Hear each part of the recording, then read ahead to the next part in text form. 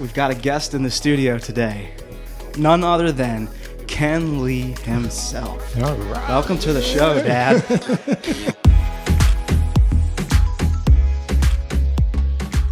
Well, welcome to another episode of Living Life in Tune. This is a special Father's Day episode. If you're watching on YouTube, you can tell we've got a guest in the studio today. None other than Ken Lee himself. All right. Welcome to the show, Dad. This is my dad. This episode is called Sitting Down with Dad. It's a special Father's Day episode, and we wanted to get together and just give you guys kind of a window into me sitting down with my dad more, and then we'll just talk about Father's Day. 'Tis the season, right? Yeah. 'Tis the season. So this is the show where we talk about keeping things in tune, things that are very important. And one of the things that is super important is our relationship with our dad, with our parents. But it's Father's Day, and the relationship with our dads is, I think, one of the most important relationships that God gives us. And it's one of those things that can go to the wayside if we don't be intentional and don't try to keep that in tune. So I want to just start off by saying this is a special episode in which I hope to both challenge you. I want to give you a mission, young men and women, everybody actually watching, to spend some time with your dad this Father's Day season. Get to know him better. I'm going to go down through a list of questions here to ask my dad. I'm going to learn about my dad this morning. Oh, boy. Right in front of the camera. And I want to challenge everybody listening. Sit down with your dad. Ask him these questions. I'll include them in the description and the show notes. And then here's another challenge. Let your dad know one thing you admire about his life, one thing that stands out to you. And so you're going to have a conversation, or maybe several conversations with your dad. And I want to challenge you, open that door, no matter what your relationship looks like with your dad. I do realize some people do go without their dads, and that's just a sad truth. But even though that's a reality, and those are tough cards to be dealt, and my heart breaks for you if you don't have your dad in your life. But one of the things I want to even encourage you as you're listening this morning is maybe there's a stepdad or a father-in-law or a male figure in your life who stepped in and kind of played Older brother, somebody who just kind of filled the gap that you had in your life. This Father's Day season is the chance to honor them as well. So I'm lucky enough to have my dad in my life. Amen. He's a champion, and I'm lucky enough to have him on this show this morning. So we have to be intentional about having our dads in our life. I think we kind of came up to the realization maybe a couple months ago that I don't know, maybe from your perspective, you could tell me, but from my perspective, it was like, well, I'm out of the house. I've been married for, this June will be 13 years. And, I kind of got this thing figured out. And it's not like I don't want to have my dad in my life or need him. It's just like I'm out here doing, being a man, making it happen on my own. And then from your perspective, what's that? I'm getting at, like, we realized we needed to be more intentional about our relationship if we wanted it to flourish. Yeah, I agree. I think that you're right. About a few months ago, I had been thinking that life is happening out here on the Lee Mountain, and I don't know a lot about what's going on. So I think I still work. I haven't retired. So sometimes working 40, 50 hours a week. And, life gets away on us and months can pass. Things can happen. So I think it's good to be intentional, like one of your other podcasts that you did. Yeah. And if you have it on your mind and you think, boy, I should really get a hold of that person, you need to do it. Do it. Yeah. There's your sign. Yep. And so we came to that realization a couple months ago. Is awesome. And so my mission to you, maybe you've just come to that realization now that you need to have a better relationship with your dad. Here's my challenge. Sit down with him, get to know him, tell him something you admire about him, take advantage of the time of year, the season we're in, Father's Day, and go do that. So let's start with something I admire about my dad.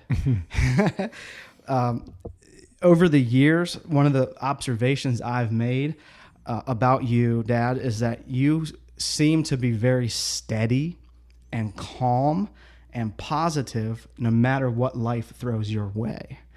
And you can speak to it much more than I can, but growing up, you suffered some illness and had a lot of medical complications throughout the years, and it did not make life easy, did it? And one of the things I saw each and every time maybe a medical thing came up or life got difficult is just you and Mom both stay positive. You're able to take the lemons that life tossed to you and make lemonade, truly make lemonade, creating a loving, caring environment for your kids, providing for our needs, staying positive. It's just one of those things where I kind of learned, and it wasn't anything taught, but I kind of learned, when life gets tough, I can stay strong, I can stay calm, I can stay positive. You know, I think watching you and Mom do that over the years has given me the ability to be able to do that when my life gets difficult. And so I thank you for it. It's something I admire. Yeah, thank you. Appreciate that. Yeah.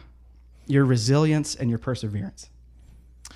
Yeah, I think that I probably learned it from my parents, particularly my dad, which fortunately you were able to meet. Yeah. And he was a simple man.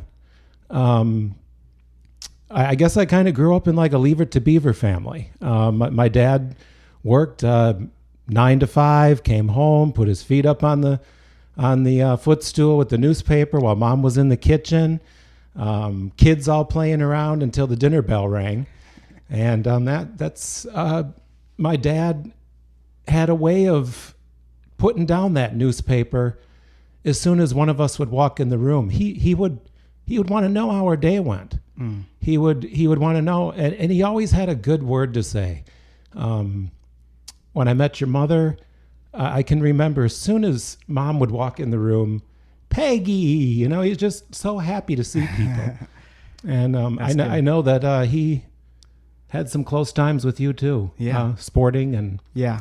So I mean, he definitely loved being around people. Yeah. His family in particular.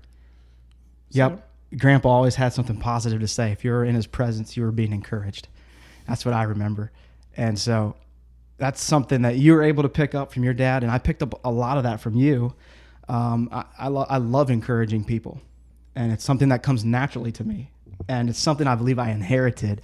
That's why these relationships are so important. We do inherit some things from our grandparents and our parents, some positive things. Not everything that we inherit is a bad deal. I don't know. I'm sure many people have heard of the song Cats in the Cradle, but that song talks about, how as you're growing up, you kind of lose track of your dad.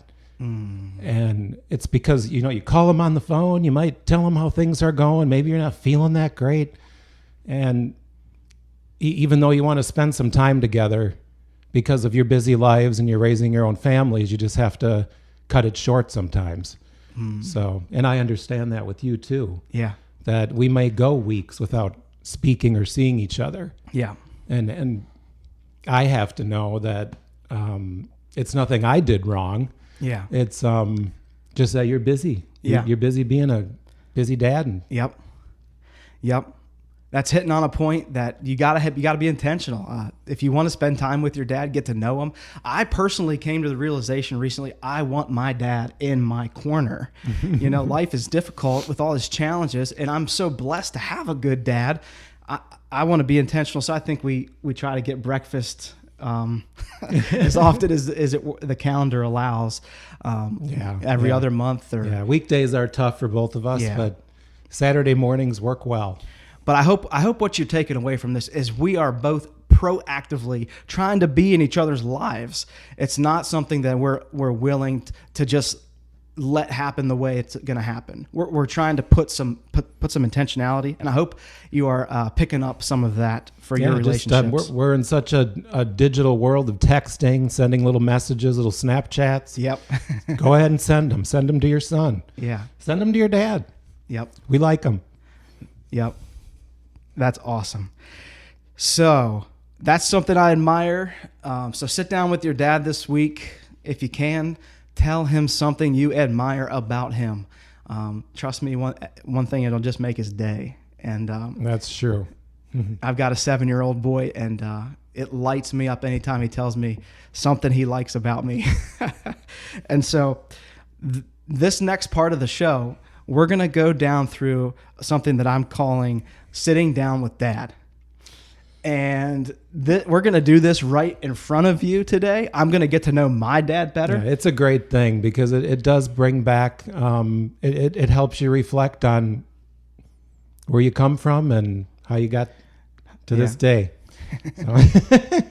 Looking back is never a bad idea. So I've got a quick fire list of questions. These questions I'm putting in the description. They are a perfect template for you to take and ask your dad these questions. Getting to know him better, trust me, it will bring up some great conversations. We don't have unlimited time in this episode, so we're going to quick fire. Dad, I just want you to shoot from your hip, and if you want to stay parked on a certain question, it's totally up to you. We can make this episode as long as we want. So here we go. Questions for Dad. These are about your childhood. You ready? Okay. I'll try my best. Okay. As a kid, did you ever win an award? I think I do remember a couple. One was, I think, an art contest that you could get sign up for in the newspaper. And so I drew something. I really can't remember what it was, but I won first place and I got my picture in the newspaper, front page. And, it was fun to pass that around. I think another time we would listen to the radio a lot, believe it or not. And I'm that old. Yes. We listened to the radio on the weekends, and there was this contest that you could sing a song that you liked on the radio. And I think the radio station was KFIZ, in Fond du Lac, Wisconsin. And I got on there and I sang, the song Our Father over the radio, and I won first place. What? Yeah, there was a song back in the 70s, early 80s, and it was called Our Father, and it was the Lord's Prayer, but it was more of an upbeat version of it at that time.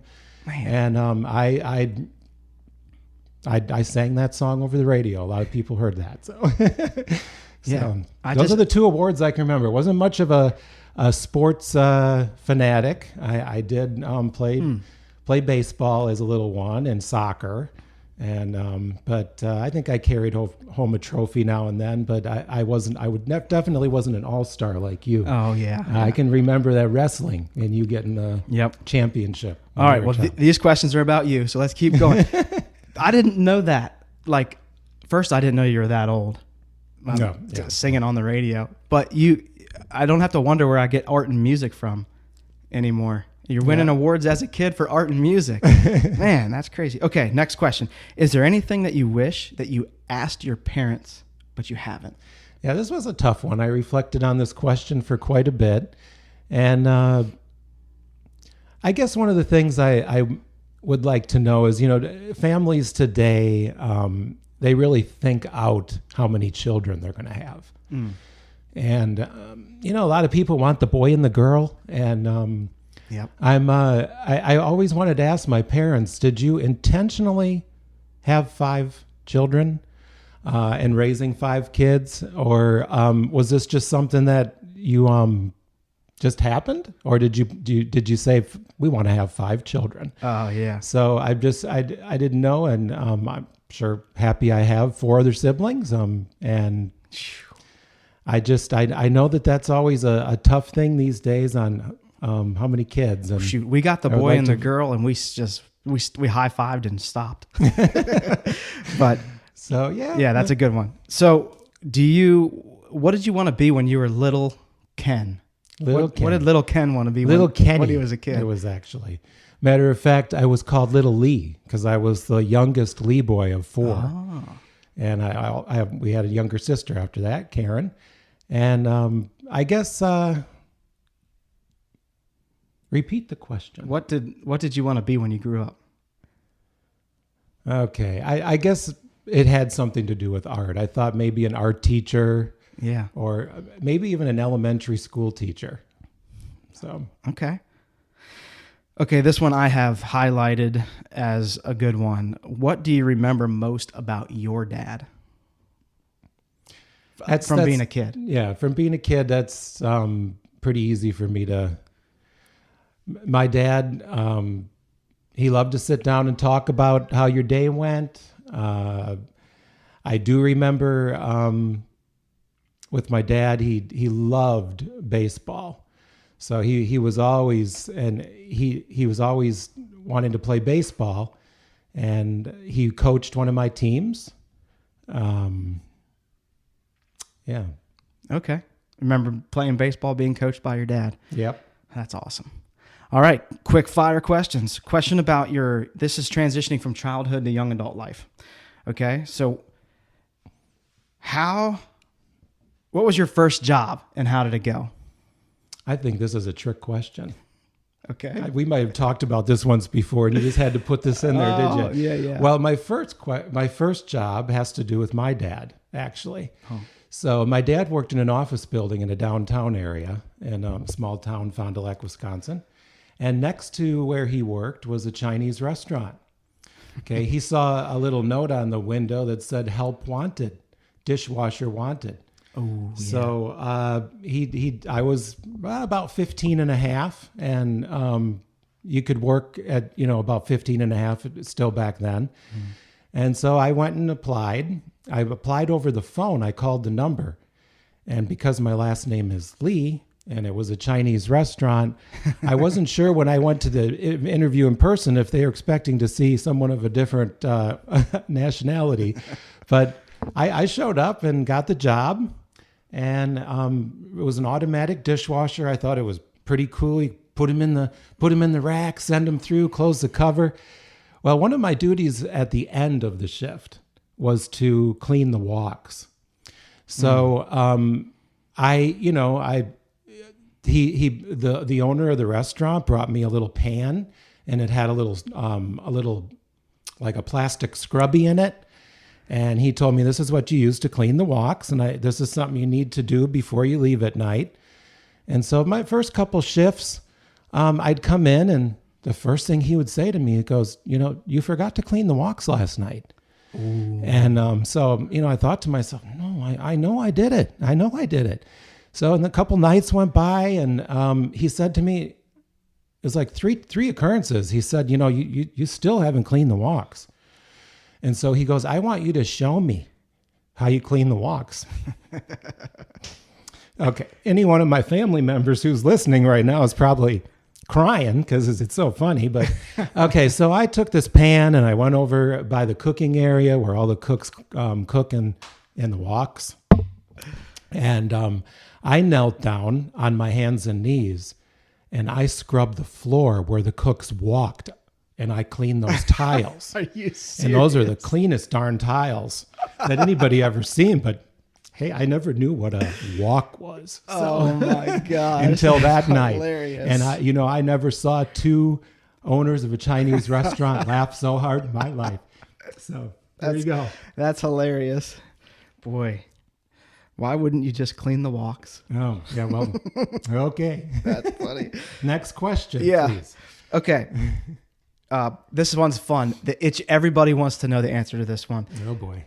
How would your friends in high school have described you?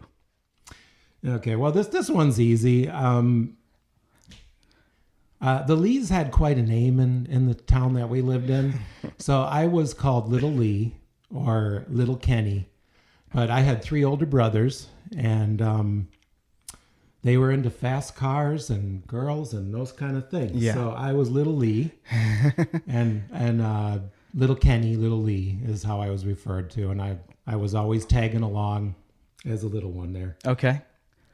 So even your friends in high school would have called High you that. school friends. Yep. I think some of my friends from high school still call me Little Kenny. And so, So they kind of associated you with your family.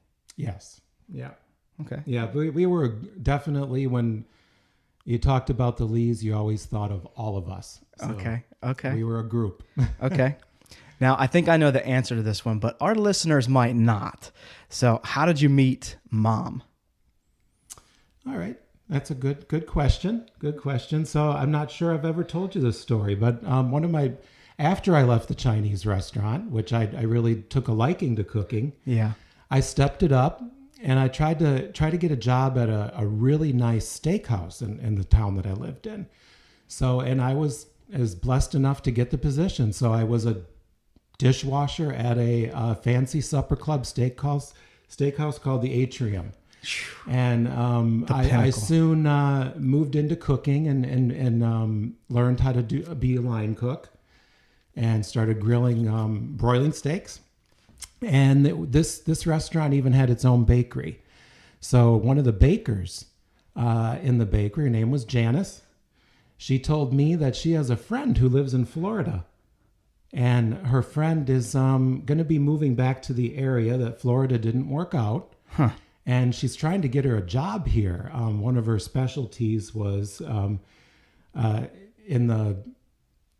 as a server and a bartender. And so Mom ended up getting a job at this restaurant. I've never heard this story before. It wasn't long before she was the manager of the beverage side of the business. And I was behind the cook as one of the lead cooks behind the line.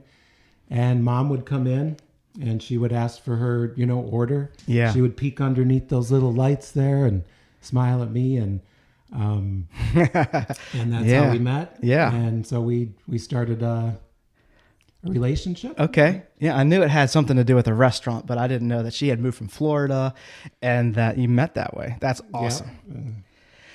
Yeah. Okay. Keep the questions rolling here. Remember, these are amazing questions. Sit down and ask your dad. I'm having so much fun. I'm hearing stuff I've never heard before about my dad. We're going to talk about questions being a father. Okay. Okay. In spirit of Father's Day. And this one is a good question, and we'll start here. Do you think today's fathers have it harder or easier than you had it then? What do you think? Yeah, and I guess that's in some ways I think that it's easier for dads today because of social media, finding jobs. I mean, you can go on any of these recruiting sites and have a job in one day. But I think that there's a lost personal thing going on here where there's so much communication over your phone and the internet that there's not a lot of face-to-face things going on. So I think that to me it would be easier to screen people in person. But I think that financially, I think in some ways it might be harder to make ends meet today than it used to be, and then in other ways, I think it might be easier to make money. Door dashing, you can get a job in one day. Yeah. Stuff like that. Now, with technology and all the devices that you see dads have access to these days, compared to the technology you had when you were a dad, do you see that enhancing our ability to be dads, or do you see that kind of getting in the way? I think it would enhance it if both the dad and the child were both into the technology kind of equally. Yeah. And they like it. Together, they can help each other out with some good apps. Yeah.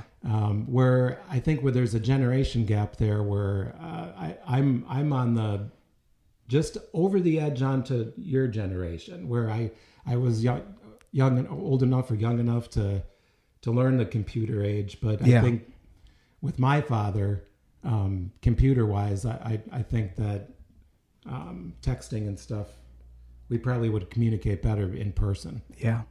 Yep. Is there anything that you're seeing in like fatherhood these days that that you're just kind of like, man, I wish I could have done that when I was a dad? Or let me ask a different question altogether. What were some of the things as a dad that just came easy to you? Well, okay. So, some things I guess that came easy to me is just the I guess the home responsibilities. Both of us had to work. Mom and even back then we both worked. Yeah. We work opposite shifts, and so one of us was we didn't use daycare or any type of child care. So some of the home duties, cleaning, cooking, giving you guys baths and putting you, all that kind of stuff.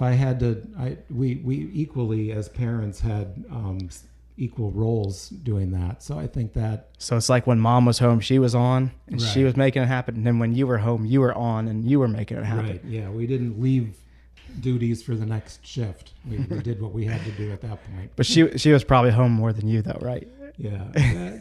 Yes. I did work a lot of overtime when you Yeah. were young. Yeah. Yeah. Okay, so what about being a father have you enjoyed the most?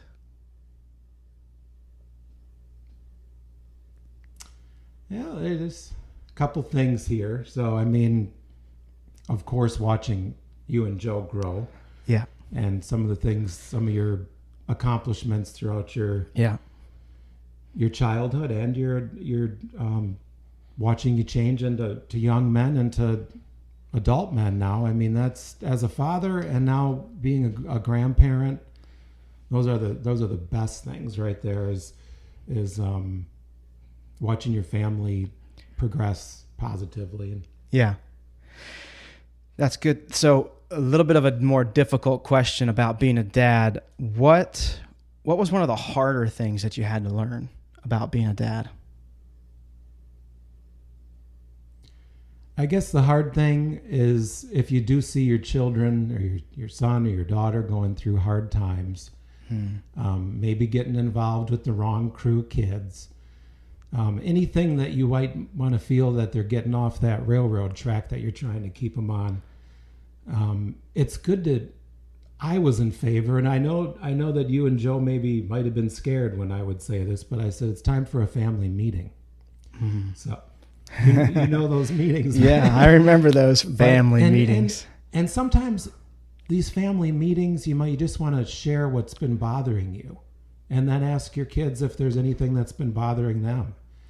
And then you might even need to get a neighborly parent involved, and maybe get a neighborhood watch for kids instead of looking at criminals in the neighborhood. How about a neighborhood watch for kids? And we look out for each other. Yeah. So. Yeah. Oh, I remember those meetings. Mm-hmm. Yeah. And so this is one of the things I was going to ask you, Dad, if any of the traditions that you had as a kid, that your parents did, if you put those into practice as a dad. And I'm going to answer that for myself. Those family meetings, if my kids are going to watch this, we are going to pass along the tradition of family meetings. I think it's so genius. Awesome. And sitting down with your family and figuring out what's been bugging you, what's on your mind, how can we all get better together? And Right. That's a good tradition. And when your kids get quiet, it's time to have a meeting. Oh yeah, he's talking to me. I was pretty quiet. And it usually did not mean good things.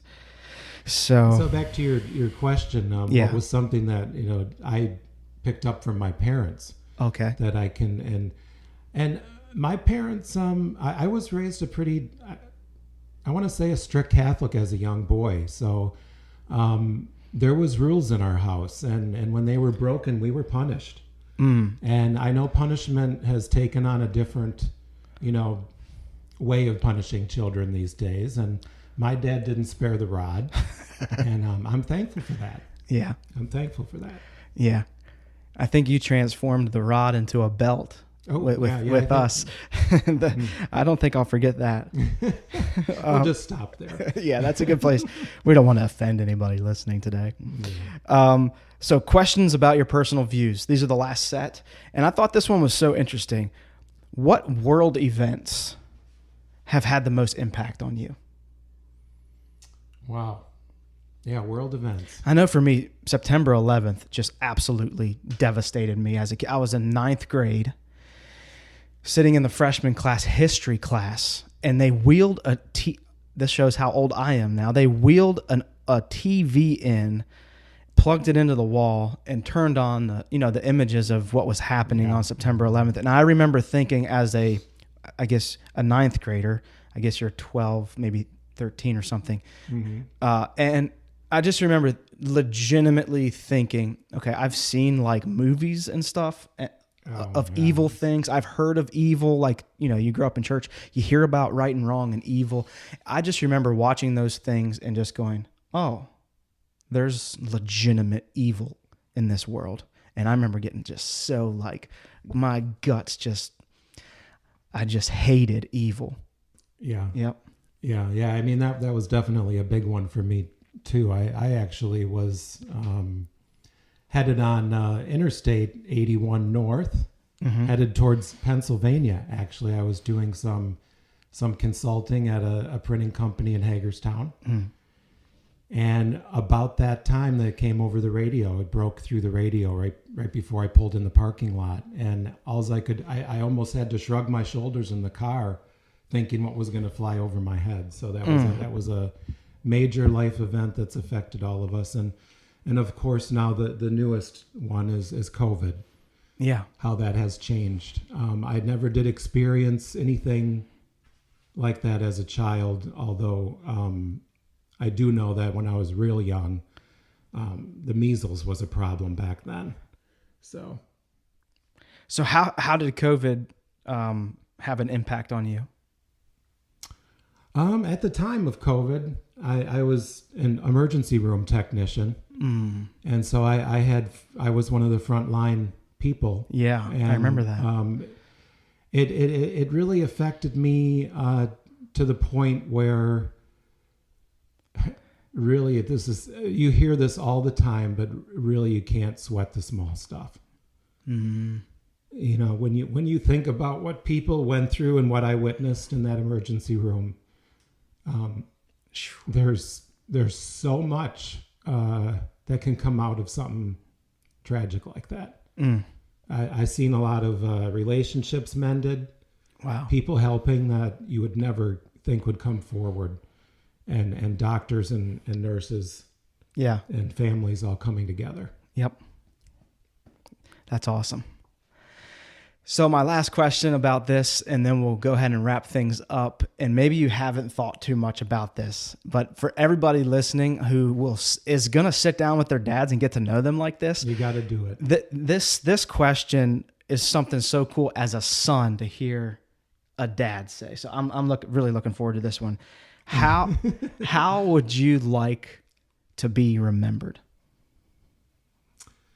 These are tough questions. Yep. So I guess I'd want to be remembered in a similar fashion as my father. Just when people think about me, they think about just a good-hearted person, someone that would, say a nice, kind word to you, someone that is approachable and always has time to listen. Yeah. So that's awesome. Yeah. It's something you really don't consider until you're asked, is it? How you want to be remembered. Yeah. It's I know it's a tough question. It is a tough question. I got an even tougher one. Great.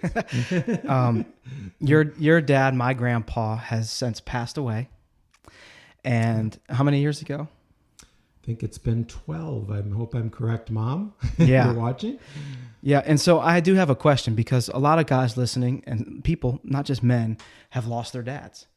And so my question here is, how can people remember and honor their dads who have passed along? Well, we're in a great technology world now, where you can pull out old photo albums, tell a little story about your dad, Yeah. post a picture. Yeah.